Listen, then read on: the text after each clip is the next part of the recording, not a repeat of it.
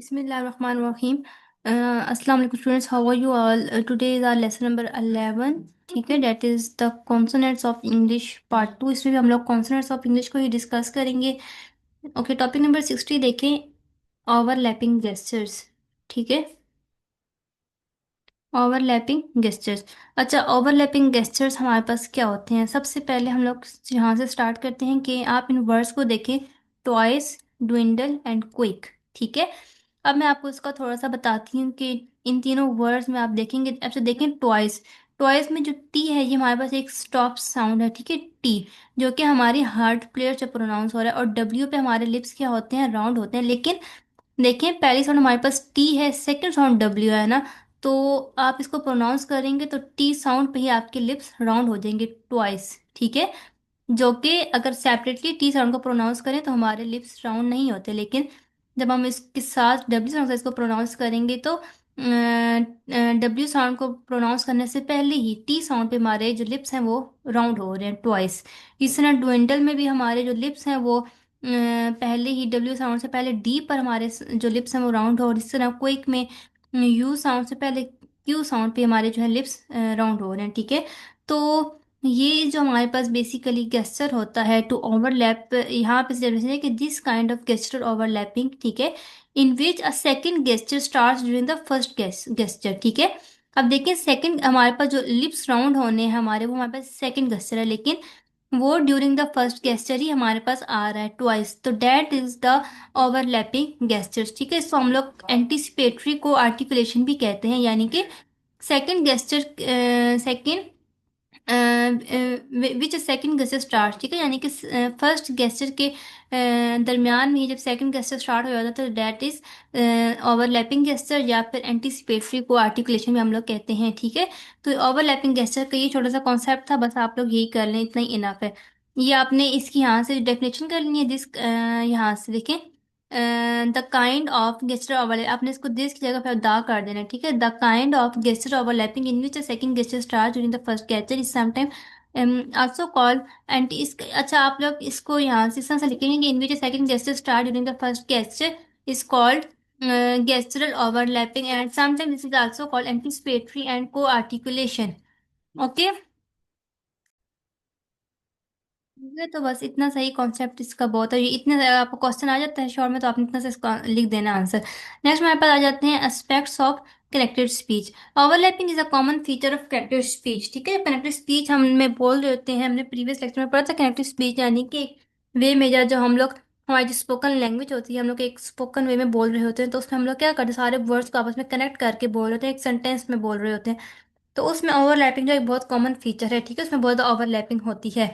In a rapid connected speech, overlapping between sounds result in the position of some part of the vocal type being influenced quite a lot by neighboring target, thus creating various forms, allophone, phoneme, phoneme। ठीक है, ये कह रहे हैं, जब overlapping हो रही होती है ना, तो एक ही साउंड के फिर क्या हो रहे होते हैं, उसके एक ही फोनीम के एलोफोन्स बन जाते हैं। ठीक है, फॉर एग्जाम्पल आपको देती हूँ, देखिए, एक वर्ड है पैट, एक वर्ड है स्पैट। अब दोनों में पी पास साउंड आ रहा है ना, तो ये क्या है, पास और हमारे पास एक फोनीम है, लेकिन पैट में ये और तरह से यूज हो रहा है, स्पैट में ये और तरह से यूज हो रहा है। तो क्या हो गया कि एक फोनीम, फोनीम पी की जो है डिफरेंट वेरिएशंस आ गई हैं, तो डेट इज एलोफोन। ओके, तो difference between two different forms of का sound as in key, as in key and as in car, may be simply due to their overlapping with different vowel in context. ठीक है, तो यहाँ पे देखें क्या कहने हैं कि एक फोनीम है का, इसकी इस साउंड के जो है ये डिफरेंटली दोनों वर्ड में डिफरेंटली यूज हो रहा है। ठीक है, फोनीम तो सेम है लेकिन दोनों में डिफरेंटली यूज हो रहा है। तो ये किस वजह से होता है, ये ओवरलैपिंग की वजह से ही होता है। ये जो अब देखें यहाँ पर ये डिफरेंट हमारे पास वॉवल से क्या कर रहे हैं, ओवरलैप कर रहे हैं, जिसकी वजह से फिर इनकी साउंड्स भी क्या हो रही है, डिफरेंट तरह से ये आपस में यूज हो रहे हैं। ठीक है, नेक्स्ट हमारा टॉपिक आ जाता है कोआर्टिकुलेशन। कोआर्टिकुलेशन का मतलब क्या होता है कि coarticulation means that when we speak the sounds are not produce separately one by one. ठीक है, instead they overlap and influence each other because our speech organs start preparing for the next sound while still producing the current one. वही जो हम लोगों पर overlapping पढ़ के हैं उसी को हम लोग को आर्टिकुलेशन भी कहते हैं, कि ये यहाँ पे क्या कह रहे हैं, हम लोग बोल रहे होते हैं तो हम लोग जो हर फोनीम को हम लोग सेपरेटली वन बाय वन करके हम लोग प्रोनाउंस नहीं करते, बल्कि क्या होता है कि हम लोग जब कलेक्टिव स्पीच में बोलते हैं तो वो ओवरलैप हो रहे होते हैं, वो और एक दूसरे को वो इन्फ्लुएंस कर रहे होते हैं। क्यों इन्फ्लुएंस कर रहे होते हैं? क्योंकि हमारी जो स्पीच ऑर्गन्स होते हैं वो जो है जिस साउंड वो जो है ना नेक्स्ट साउंड के लिए पहले से ही प्रिपेयर कर लेते हैं अपना गेस्चर, जिसकी वजह से फिर क्या होती है, ओवरलैपिंग होती है। उसी को हम लोग क्या कहते हैं, को आर्टिकुलेशन कहते हैं। को आर्टिकुलेशन इज द साइमल्टेनियस और ओवरलैपिंग आर्टिकुलेशन ऑफ टू और मोर स्पीच साउंड्स। ठीक है, वही एग्जांपल जो हमने ऊपर पढ़ी थी, ड्विंडल। ठीक है, अब ड्विंडल में देखें, डब्ल्यू पे लिप्स राउंड होनी चाहिए, लेकिन डब्ल्यू से पहले डी साउंड पे हमारे लिप्स राउंड होना शुरू हो गए। तो इसको हम लोग क्या कहते हैं, को आर्टिकुलेशन कहते हैं, यानी कि overlapping of the speech sounds is called को आर्टिकुलेशन। ठीक है, नेक्स्ट हमारे पास क्या है, एग्जाम्पल है इसकी। जैसे कि देखिए कि ten pence quickly, ten pence को आप लोग क्विकली प्रोनाउंस करें ना, तो एन जो है वो हमें एम की साउंड देती है, because of the next sound that is P. ठीक है, देखिए the N in ten often becomes more like M. ठीक है, ये हमें एक एम साउंड जो है हमें दे रही है, because the next sound P is a bilabial lips. इस पे क्या होते हैं, हमारी बिलेबियल साउंड है, यानी कि हमारे लिप्स आपस में जो है वो टच करते हैं। उसकी वजह से बिलेबियल साउंड की वजह से हमारे जो एन की साउंड है वो हमारी एम से मिलती जुलती हो जाती है, टेन पेन्स, टेन पेन्स। ठीक है, देखिए so it might sounds like ten pence, so this is called वो आर्टिकुलेशन। ओके, आपको अब समझ आ गई होगी, आई होप सो। यहाँ से रिविजन करनी है और ये एक एग्जाम्पल कर लें, दैट इज इनफ। नेक्स्ट हमारा टॉपिक है, अच्छा यहाँ पे अब रूल्स दिए हुए हैं, इसमें हम लोग सिर्फ टॉपिक नंबर 63 करेंगे, क्योंकि वही सेम चीज़ों को एक्सप्लेन उन्होंने आगे 64 में किया हुआ है। तो हम लोग टॉपिक नंबर 63 ही करेंगे। ये कुछ हमारे पास अब रूल्स आ जाते हैं इंग्लिश कॉन्सोनेंट्स के। ठीक है, अब पहला रूल हमारे पास देखें क्या है, consonants are longer when at the end of a phrase. अब कह रहे हैं कि अगर कॉन्सोनेंट्स किसी फ्रेज के एंड पर आ जाएंगे ना, तो वो क्या होंगे, थोड़े से लॉन्गर होंगे, जैसे बिब, डिड, ठीक है, डन एंड नॉड। अब जो एंड पे कॉन्सोनेंट्स पे आप देखेंगे थोड़ा सा इन पे हम लोग क्या कर रहे हैं, स्टे कर रहे हैं, थोड़ा सा लिटिल बिट स्टे हो रहा है। तो इस चीज को हम लोग कह रहे हैं कि कॉन्सोनेंट जो है वो लॉन्गर होंगे जब वो किसी फ्रेज के एंड पे आ जाते हैं, किसी वर्ड के एंड पे आ जाते हैं। तो मतलब वॉइसलेस स्टॉप्स हमारे पास ये है थ्री। ठीक है, इनका क्या कह रहे हैं, ये एक्सपायरेटेड होते हैं जब ये किसी सेलेबल को इनिशिएट कर रहे हैं, किसी सेलेबल के बिल्कुल स्टार्ट में आ रहा है, तो फिर उनमें क्या होगी, थोड़ी सी एक्सपायरेशन, वैसे फिप, टेस्ट, किक। ठीक है, तो इसमें थोड़ी सी एस्पायरेशन हो रही है, होगी। तो ये एक रूल है। थर्ड रूल हमारे पास क्या है कि वॉइस्ड ऑब्स्ट्रूएंट्स हमारे पास आते हैं, होते हैं।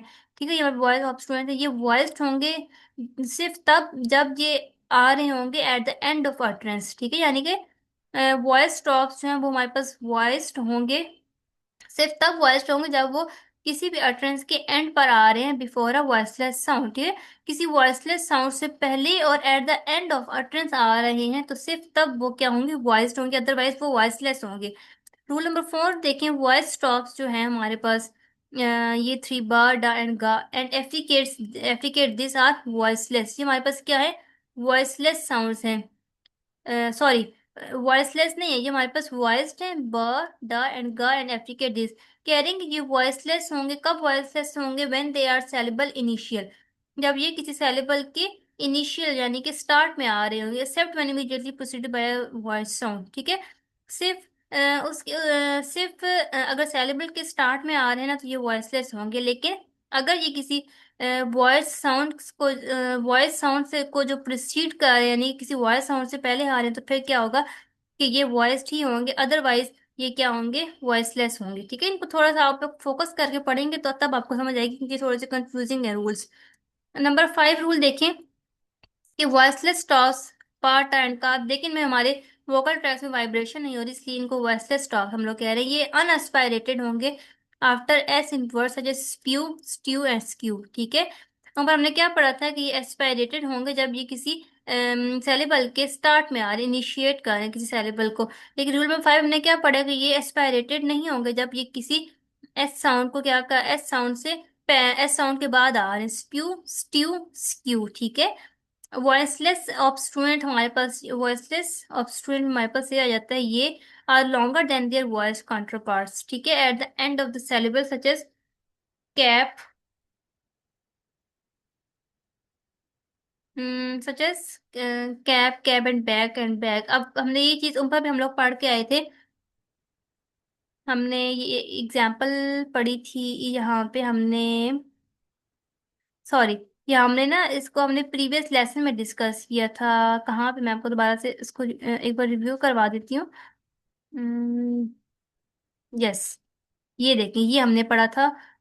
इसकी जो है, इसका पॉइंट नंबर 2 के वॉइसेस ऑफ स्टूडेंट जो है फाइनल पोजीशन पे, कि अगर वॉइसेस ऑफ स्टूडेंट जो है वो at the end of the word आ जाएगा तो फिर क्या होगा कि वो उसको हम लोग at their voice counterpart, उसको हम थोड़ा सा लॉन्गर प्रोनाउंस करें, फॉर एग्जाम्पल कैप। अब पी क्या है, वॉइसलेस ऑफ स्टूडेंट, और ये at the end of the word आ रहा है, जिसको हम लोग थोड़ा सा मिस्टेक करेंगे, कैप। इस तरह कैब। अब कैब के एंड पे बी है, लेकिन ये क्या है, ये हमारे पास वॉइस्ड कॉन्सोनेंट है, तो वॉइस्ड कॉन्सोनेंट हमारे पास आएंगे तो उसको हम लोग क्या करेंगे, उसको हम लोग शॉर्टली प्रोनाउंस करेंगे, फॉर एग्जाम्पल कैब। तो यही पॉइंट वहां पे भी बताया गया है, ठीक है। अब हम लोग उसको जाके पढ़ते हैं कि voices of student are longer than their voiced counterpart at the end of syllable, ठीक है। जब एंड किसी syllable के एंड पे कोई voices of student आ जाएगा तो वो क्या, उस पे हम लोग थोड़ा सा voices of student जो है वो थोड़ा सा लॉन्गर होगा जब वो किसी syllable के एंड पे आ जाएगा, ठीक है। अब देखें कैप, पी क्या है हमारे पास, वॉइसलेस है, उस पर हम लोग थोड़ा स्टे करें कि बी वॉइस्ड है तो उस पर हम लोग स्टे नहीं करें, इस तरह बैग एंड बैग, ठीक है। अब का एंड ग साउंड, का वर्सेस हम लोग थोड़ा स्टे करेंगे बैक, लेकिन बैग पे हम लोग स्टे नहीं करेंगे, बैग। नेक्स्ट 7 पॉइंट देखेंगे, अप्रोक्सीमेट्स हमारे पास जो है ये 4 होते हैं, हम लोग का पढ़ा था। Are at least partially voiceless when they occur after initial voiceless stop sounds, ठीक है।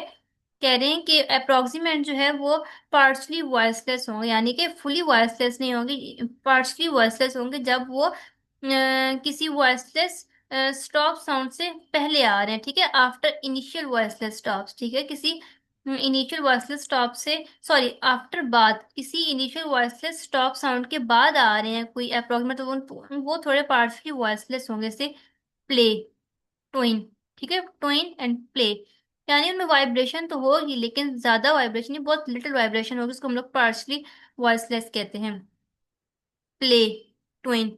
ओके, ये हमारे पास एग्जाम्पल है। नेक्स्ट 8 पॉइंट आप देखें, the gesture of consecutive stop overlap so that stops are unexplored when they occur before another stop. अच्छा, अब इसकी एक्सप्लेनेशन क्या है, कि कह रहे हैं कि अगर जब दो स्टॉप कॉन्सोनेंट्स हैं वो आपस में कम्स टुगेदर, ठीक है, यानी कि जब वो एक साथ आ जाएंगे, तो जो फिर उनके the movement of the articulators for the first of overlap with the second one, ठीक है, यानी कि फिर क्या होगी कि उनके वो आपस में ओवरलैप करेंगे, उनके जो गेस्टन है वो ओवरलैप करेंगे, for example apt and rubbed.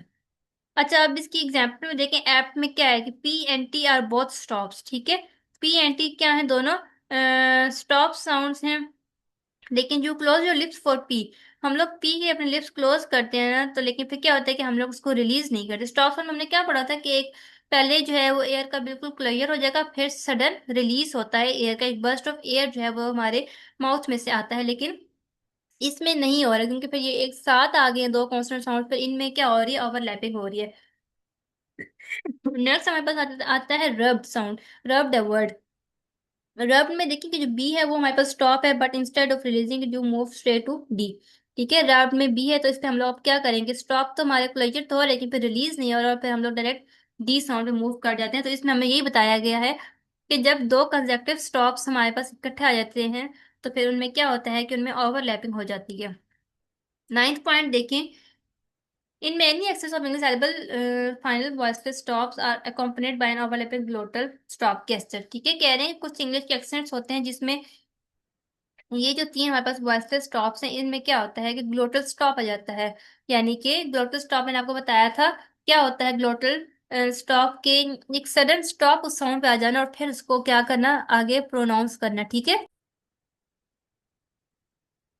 ठीक है, तो इन तीन साउंड्स पे जो है वो ग्लोटल स्टॉप होता है कुछ इंग्लिश के एक्सेंट में से, टिप, पिट, किक, ठीक है, टिप। अब एंड पे देखे ना, हमारे पास ग्लोटल स्टॉप आ रहा है, ठीक है, यानी कि एक सडन स्टॉप साउंड पे आ जाता है, पिट एंड किक, ठीक है। 10th पॉइंट हमारे पास क्या है कि T is replace by glottal stop and it occur before N alveolar nasal beaten. अच्छा, अब इसमें क्या है, इसमें कह रहे हैं कि एल्वियोलर नेजल, यानी कि यहाँ पे कह रहे हैं कि समटाइम जो नेजल कॉन्सोनेंट्स हमारे पास होते हैं ना वो एक्ट कर रहे होते हैं एक होल सैलिबल की तरह, ठीक है, ऑन देयर ओन, यानी कि वो खुद एक सैलिबल होते हैं, पूरा एक खुद सैलिबल होते हैं किसी वर्ड में समटाइम्स।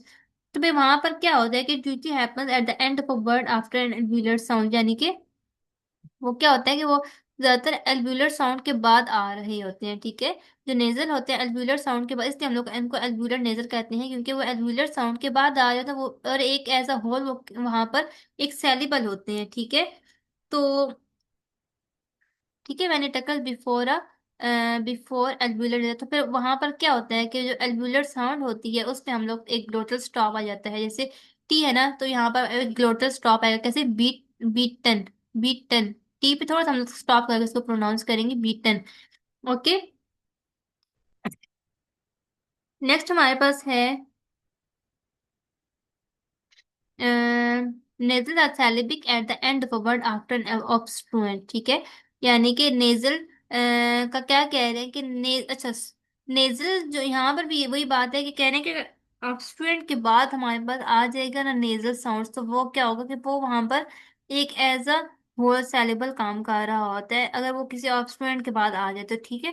तो फिर उसको हम लोग एड, उसको ये बताया हुआ है कि वो सेलिबिक होता है, यानी कि एक अब यहाँ पर जो देखिए जैसे कास्ट, यहाँ पे एम क्या है, एक एक सेलिबल है, ठीक है। ये किसी सेलिबल का पार्ट नहीं है, बल्कि ये खुद एक सेलिबल। इसी तरह लीडन, ई एन में यहाँ पे जो एन साउंड हमारे पास आ रहा है, ये क्या है, एक होल सेलिबल है, ठीक है।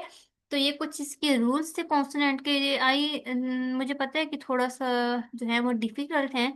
आप इसको थोड़ा सा फोकस करके पढ़ेंगे ना, अगर आपके पिछले कॉन्सेप्ट्स क्लियर होंगे सारे, कि वॉइसलेस स्टॉप्स कौन से हैं, वॉइस स्टॉप्स कौन से हैं, फ्रिकेटिव्स, एफ्रिकेट्स, ये सब आपको पता होंगे, तो फिर आपको ये समझ आएंगे, ठीक है।